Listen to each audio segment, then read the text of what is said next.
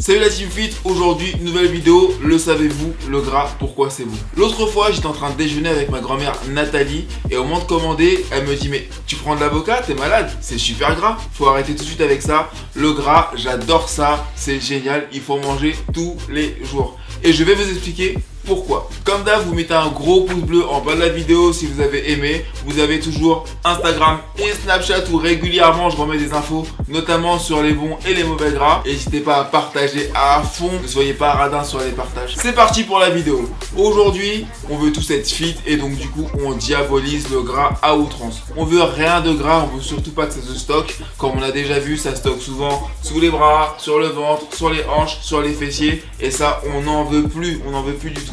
Mais malheureusement, le gras, on ne peut pas s'en passer, c'est primordial. Pour faire simple, on va aujourd'hui voir le bon et le mauvais gras en deux catégories. On trouve en premier le gras saturé, celui qu'on a coutume d'appeler le mauvais gras. C'est celui qu'on trouve souvent, pour le reconnaître, il est toujours solide à température ambiante. On le trouve notamment dans le beurre, c'est solide à température ambiante, mais aussi dans l'huile de palme, l'huile de coco, ou tout ce qui va être le lait ou produits animaux comme le fromage, ou la couenne autour du jambon, choses comme ça. Ce gras là, il est mauvais parce qu'il résiste à la chaleur et du coup il apporte plein de mauvais éléments une fois qu'il est cuit, mais aussi c'est celui qui est responsable du mauvais cholestérol. Cependant, il reste indispensable, il ne faut pas le supprimer mais le prendre à très petite quantité parce qu'il est vraiment primordial dans la circulation des cellules dans l'organisme. C'est lui qui va entourer la membrane des cellules et qui va permettre justement qu'elles puissent bien glisser entre elles et bien circuler dans l'organisme. Et deuxièmement, on aura les insaturés. Alors les insaturés, c'est ceux qui sont considérés comme les bons gras aujourd'hui, c'est vraiment la course. Tout le monde ne veut que de l'insaturé quand on prend du gras parce que l'insaturé, il a très bonne réputation. Il n'est pas responsable du mauvais cholestérol et il est facile à trouver. On le trouve dans tout ce qui est végétal. On va le trouver dans les graines, moi qui mange beaucoup de graines de lin, du chanvre, choses comme ça. On le trouve dans les oléagineux, notamment dans les noix de cajou, cacahuètes, noix de pécan, choses comme ça.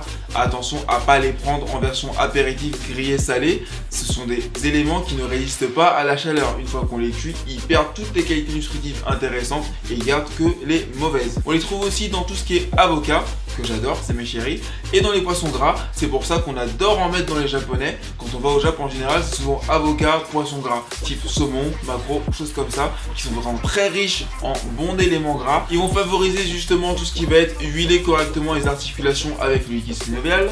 Ils vont participer à la fabrication de bon cholestérol dans l'organisme et ils vont aussi favoriser la lutte contre le diabète de type 2 parce qu'ils vont brûler correctement les sucres et éviter à ce qu'on en stocke trop. Donc ce qu'il faut c'est en prendre, mais attention, ça reste du gras donc en prendre en quantité limitée. Donc toujours faire attention à ce qu'on prend. Je sais que c'était très à la mode à une époque, on prenait de l'huile d'olive qui est aussi un acide gras correct et on en mettait à mort dans les sauces tomates, dans les vinaigrettes. Non, ça reste de l'huile donc c'est du bon gras, mais du gras qu'il faut toujours consommer avec modération. Donc on va faire les saturés un petit peu et les insaturés un petit peu plus du coup, mais en gardant des proportions ultra raisonnables. Pour résumer, ça fait beaucoup d'infos, donc pour faire simple, on va dire que le gras saturé avec le beurre, le Nutella et la charcuterie, à manger avec beaucoup de modération. Et ceux qu'on peut manger avec un peu moins de modération qui reste un peu meilleur pour le corps, donc les insaturés.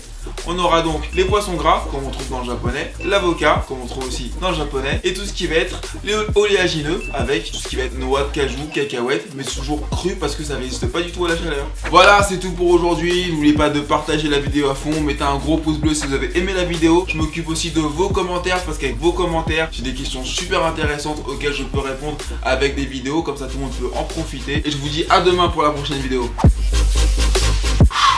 Hey Patrice, ouais, je viens de faire à manger là, ça te dirait pas de... Non, tu sais, les gras, tout ça, j'évite en ce moment, donc je fais attention. Ouais, dommage pour toi, j'ai fait des super acras. T'as fait des acras? Vas-y, j'arrive.